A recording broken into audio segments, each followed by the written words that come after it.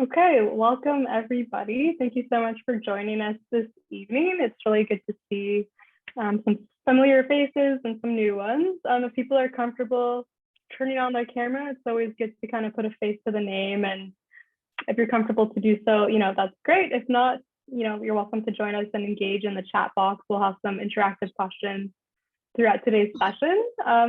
So as you can see on the screen, the topic of today will be managing your social anxiety. So I know that can mean a few different things for different people. We'll get into more of the specifics of what that is in a little bit, but for now, just wanted to introduce myself and my co-host. So Arpita, if you wanted to start. Absolutely. Thank you so much, Jora. Welcome, everyone. Thank you so much for taking the time on this Tuesday night to join us about social anxiety. My name is Arpita. I'm a registered psychotherapist qualifying here at Shift, and I am so happy to be here with all of you. So thank you for joining us. And my name is Jora. I am a registered social worker working with Shift. Also very excited to be here. So we will get into it now. Yeah, absolutely. Just wanted to let everybody know that these webinars are being recorded. So if you prefer to remain off camera, we totally understand. And as Jora said, if you feel comfortable coming off camera, we'd love to see your faces. But the chat will not be visible, so please feel free to connect with us there. Jora and I would really like to make this more of an informal sort of conversation around social anxiety, what it is, what it looks like, and how to manage it. So we would love to hear from you and love to hear your experiences. So who is Shift? Shift is an integrated mental health firm offering therapy and training across Canada. We have an amazing team of over 100 therapists and 12 support staff nationally. Shift has supported over 7,000 individuals through therapy and counseling. Shift has led over 400 workshops and trainings in the past 2 years for many clients and corporations. And Shift is also responsible for designing and implementing large-scale healthcare solutions and education programs like Maple Therapy Service.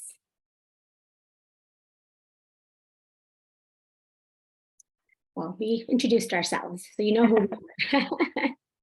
So just to do a quick run through the agenda for tonight, we thought we would do a quick icebreaker, quickly sort of go over what is social anxiety, some of the signs and symptoms of social anxiety, what does it look like, what does it feel like, a brief overview of CBT, which is also known as cognitive behavioral therapy, which is a very effective treatment of social anxiety. And last but certainly not least, tips and strategies on how to manage social anxiety. And I think, Jora and I would really like you to take away some of these tips and strategies to make future social engagements and social situations more comfortable for yourself. And as always, we welcome your questions. So we will leave some time at the end for questions and answers.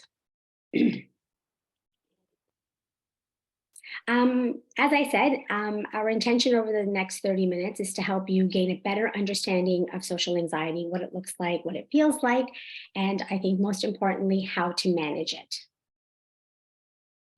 So here's an opportunity for people to get involved and engage with us, and we can't wait to hear from you. So just a quick way to break the ice and get started. If you feel comfortable, you can unmute and tell us, or you can use the chat box function. What are some social situations that cause you a lot of anxiety?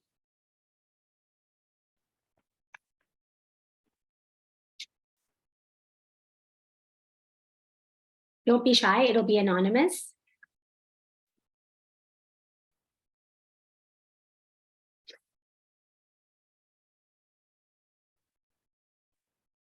We got a couple of answers in the chat box. Anybody else?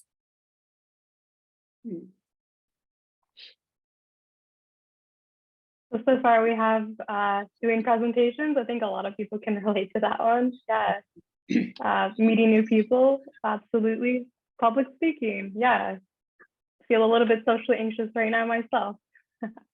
What else do we have? maybe speaking up in a webinar as an audience member.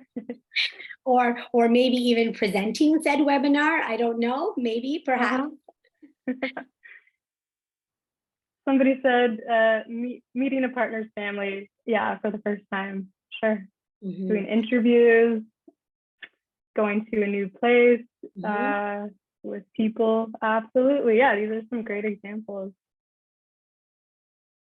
Okay, I think that will lead us to our next point then. Absolutely. Thank you so much for everyone that.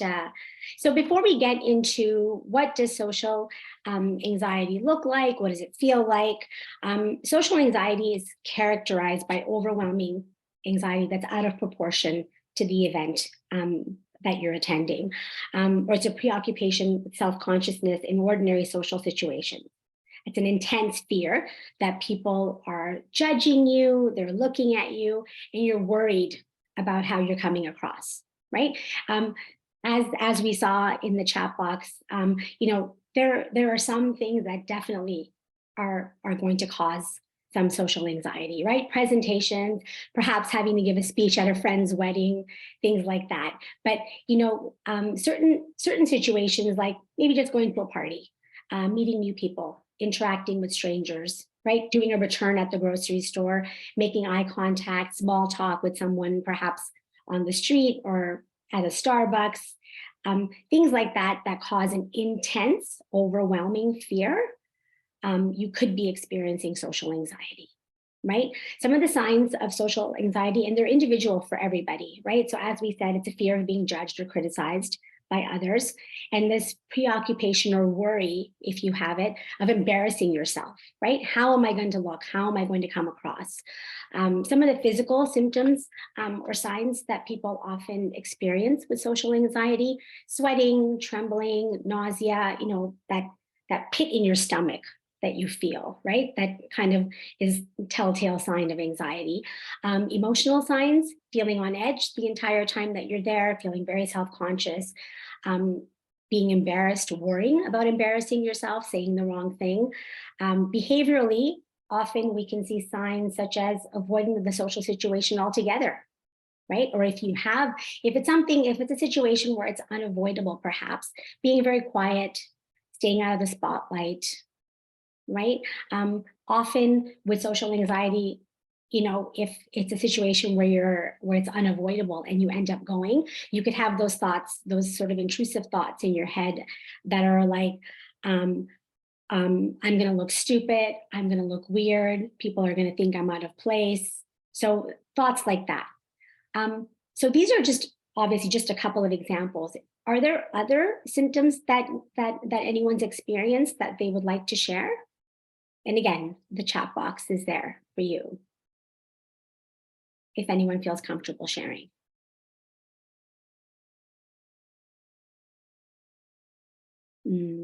Yeah, tripping over my words. Yeah. Sometimes sweating. Sometimes I am at a loss for words. So someone's talking and you kind of just almost draw a blank. That's happened to me before. Increased heart rate. Yeah, absolutely. Absolutely. Thank you so much. And just to normalize it, right? Everybody has different symptoms, right? And just because you don't experience, the symptoms that have been outlined on the slide doesn't mean that you do or don't have social anxiety, right? It's about creating that awareness within you. And oftentimes with anxiety, we find that our physical symptoms start before the other symptoms, right? Maybe you get an evite. Maybe you get a wedding invitation. Maybe you've gotten a memo that you have to give a presentation at work or at school, right? Right away, you open that, you see it. It's an upcoming social situation that you may have to encounter. And all of a sudden, you start to feel those intense physical symptoms. We will definitely talk later on in the presentation about different ways of managing that. But I know for me, it's that pit in my stomach. For me, it's a telltale sign, and then other symptoms will surely follow if it is a situation where my anxiety is being triggered. So example situations, like a lot of you already presented. Public speaking, meeting strangers, being observed by others, dating, speaking in a group, initiating conversations. If I could add to that list, even making a phone call, right?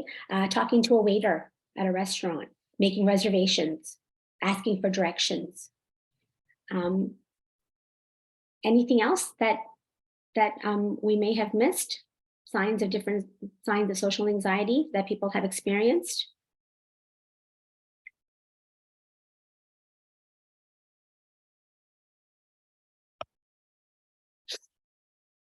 No? Okay, no worries. On to the next slide. So safety behaviors. Safety behaviors are ways to avoid or escape social situations in order to cope with your social anxiety, which leads to a temporary sense of relief. But that's the thing with anxiety, right? If you just RSVP no to the function or decline the opportunity to give a presentation or go to a conference, you will immediately feel a sense of relief. Okay, I don't have to do that. I've avoided it. I'm good. But doing that over and over again, it just ramps up your anxiety for the future. It just makes it worse, right? So some of the safety behaviors are examples of this are mentally rehearsing, right? What am I going to say if I see so-and-so? Preparing, right? Scripts, saying no to invitations, right? Being glued to your phone.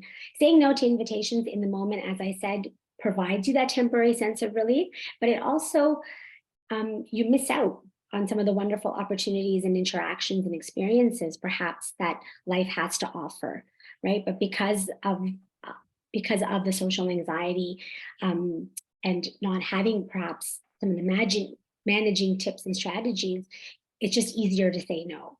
And sometimes you can't say no.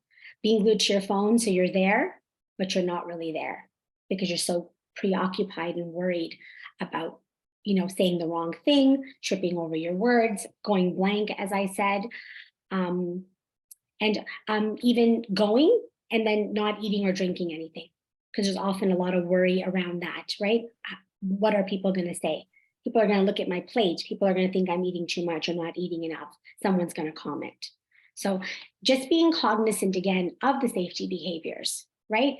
When a social situation comes up, what are you doing to protect yourself from that situation?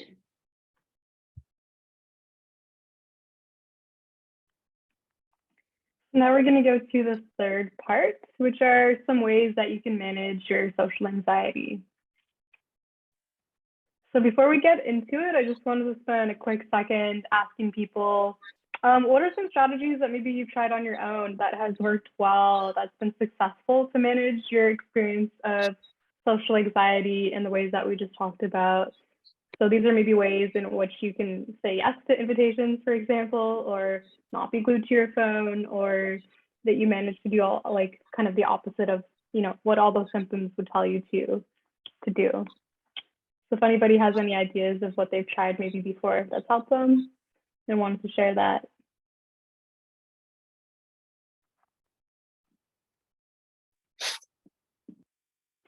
So somebody said that they'll invite a close friend or a person that they're comfortable with to go to a socially anxious situation. So yeah, absolutely. Sometimes that can reduce our sense of anxiety just to know that there's somebody else, going that we know, or something to that effect. Somebody else mentioned that something that works well for their social anxiety is to have a plan so that they know that if they're overwhelmed, they can do this and that to leave, or to take a deep breath, have a moment alone. Absolutely. So doing some like grounding work or mindfulness. Even to sort of like put cold water on your face or neck, as somebody mentioned. Good strategy. Even like reframing your thinking. So asking yourself the worst that can happen. Great. Yeah, these are all great suggestions and strategies. Great ones. So today we're going to talk a little bit more about how we can use CBT or cognitive behavioral therapy in order to work through some of those roadblocks you can get into because of social anxiety. Okay, so when we talk about CBT, specifically in relation to social anxiety, we're going to talk about how can you transform some maladaptive thinking patterns that you'll notice that you have, as well as behavioral patterns, right? So it's working both on the cognitive part and the behavioral part, and there's also an emotional part to that as well. And you're also going to learn how to cope with difficult situations by practicing assertiveness, for example, and completing homework in a regular way. So some people with social anxiety will struggle with things like confrontation or assertiveness or conflict. So part of the work that you would do in a CBT style therapy would be learning how to do those skills, practicing them, and then workshopping the skills. And the main goal of using CBT for social anxiety is really to just become less anxious in social situations that would normally trigger that sense of, extreme fear or anxiety or avoidance of it. And also how to learn how to be more engaged. So it's not just showing up to, those events, but it's how do you initiate conversation and maintain them and not go home and ruminate all night about what has happened. So in a nutshell, the building blocks of CBT, cognitive behavioral therapy, are thoughts, feelings, and behaviors. And all three of those things are constantly interacting with one another and impacting the other. So the idea is that if you can change and work on one of them, the other two will follow, hopefully in a positive way. I'll bring it back to Arpita. Great, thanks so much, Jora. And this is sort of a takeaway for everybody, right? Going sort of reviewing a little bit about what social anxiety is, signs and symptoms and warning signs. It's great to gain that understanding about what it is that you're feeling and experiencing. But Jora and I really wanted you to walk away with just a couple of really good tips that can help you manage your social anxiety, right? So you're not reaching for those safety behaviors. So you're not feeling like, oh, I can't, take that opportunity, or I can't give that presentation. The first one, and I know a couple of people mentioned this in the chat, control your breathing, right? It seems and sounds so simple, right? Just breathe. But it's not even just breathing, it's taking deep, focused breaths. And often, as we discussed, when we start to feel anxious, our physical symptoms really ramp up. So we have that shallow breathing, racing heart rate, pit in the stomach, sweaty. And focused breathing is basically deep inhalations, deep exhalations, really helps to calm down some of those uncomfortable feelings that you start to feel. Right? Because you're in this situation, it's a social situation that, you've mustered up the courage to go to. The last thing you want is, once you get there, is your breathing becomes shallow and you're just feeling physically so uncomfortable. So taking a moment, and this is a great sort of strategy or tip, because you can even do this anywhere and nobody has to know that you're taking a couple of deep breaths to sort of alleviate some of those uncomfortable physical symptoms. You can even sneak away into the bathroom for a few minutes if you need to. And this can be done throughout the evening, right? No one's going to notice that so-and-so is gone, or so-and-so keeps going, is missing. So just controlling your breathing and being cognizant of it throughout the time that you're at the social event or social situation. Preparing ahead. And I believe someone did mention that as well. Preparing ahead. Where are you going? Do you have the directions? How are you going to get there? What are you going to wear? Are you going to take something? Right? Just all these different things that you can plan for and organize for in advance to help alleviate some of the anxiety that you're already feeling. The last thing you need then is to be like, oh, I'm lost. I don't know where I'm going. I don't know how to get there. I don't know what everyone's going to wear. I know oftentimes that's a really big, it's a big question mark, right? What is the attire? Will I be overdressed? Will I be underdressed? All of these unanswered questions, I guess, that we have, or worries even, they just add to our feelings of anxiety. Starting small, right? Remembering that this is a journey and you don't have to jump in to big gatherings, right? If it's something really that you're struggling with and that social anxiety has prevented you from, attending gatherings and going out and meeting people, taking, I guess, opportunities at work, start small, right? Couple of friends, right? Maybe you start talking, make one-line conversation with someone at the coffee shop or at the grocery store. Something even smaller than that, making eye contact with a stranger on the street, or eye contact with someone as you're in the grocery store. You pass down the aisle, you make eye contact, you smile, right? So baby steps, right? Take the focus off of yourself. I know this sounds easier said than done, right? But instead of having the lens focused inwards and worrying about how you look and worrying about what you're going to say and worrying about how others are perceiving you, try to just be in the moment, engage in conversation, attentive listening, listening to what's happening, with other people, popping in and out of conversations. And also, one that's not on here is grounding yourself. And I don't know if people are familiar with that, but grounding yourself is another great way to alleviate some of the anxiety that you might be feeling. There's a common technique called 5-4-3-2-1. You basically use your 5 senses. And you're in that moment, you're not really worrying about what everyone else is thinking about you or their judgments of you. Rather, you're using your sight, your hearing, your smell, your taste, and your touch to ground yourself in the moment. So are there any other strategies here that you guys can think of? I know that we talked about some ways that you've already managed it. Do these seem like something that you would try to use at your next gathering?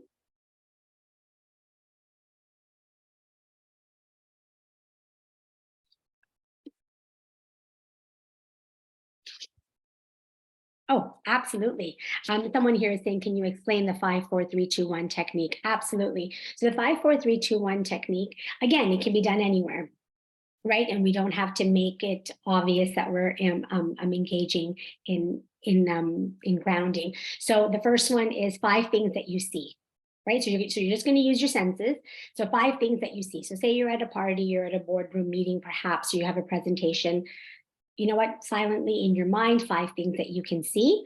The four things that you can hear. 3 things that you can touch. So, 3 things that you can touch, often even just grounding your feet, right? If you're sitting down or if you're standing, just feeling like the ground beneath you. Number 2 is 2 things that you can smell. And often, if you can't smell anything because of where you are, think of 2 smells that are pleasurable for you, like a candle, or I don't know, the smell of someone's perfume. And the last one is something that you can taste. So depending on, again, where you are, if there is food and beverage and there's drinks and stuff, you can focus on that. And if not, you can think about something that you like the taste of. So it doesn't take that long, but it really does ground you in the situation.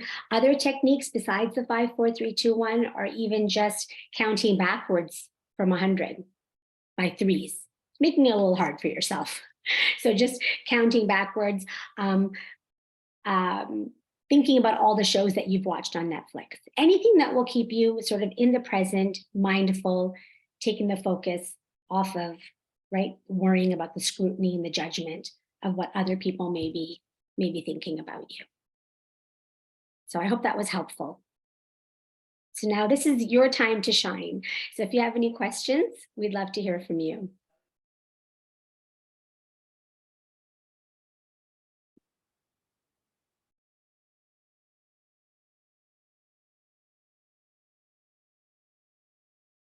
They don't have to be questions, they can be comments.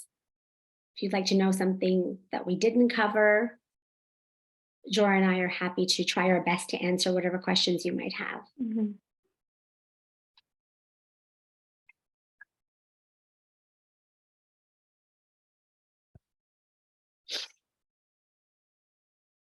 Is there maybe a takeaway that people will be thinking about, later today as they're kind of processing this, or maybe one nugget that they thought that was important for them to hear?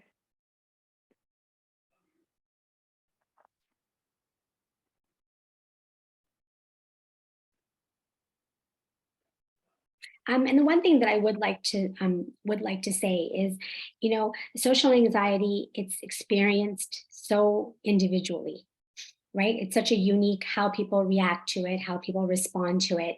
And as you're navigating and trying to manage your social anxiety, be kind to yourself. be compassionate, try not to judge how it is that you're feeling, right? Starting small baby steps, increasing how comfortable you are. There was one suggestion, taking a buddy, right? Someone that you're really comfortable with, someone that can help ground you in certain situations. Right? So definitely just be kind and compassionate towards yourself. Give yourself some grace as you're managing your social anxiety. And I know especially during the pandemic and the last 2.5 years that we've all experienced, even more so with stay away from people, 6 feet of distance, you can't see your friends and family. Sometimes you kind of lose that practice, I guess, of just interacting with people. So that's also, I mean, we've seen a rise in people's anxiety and social anxiety just due to the fact that we've been out of practice, right? We haven't had very many weddings to go to or presentations, and it's been a lot of virtual. So now that we're diving back into regular, normal programming, it can be tough for some people.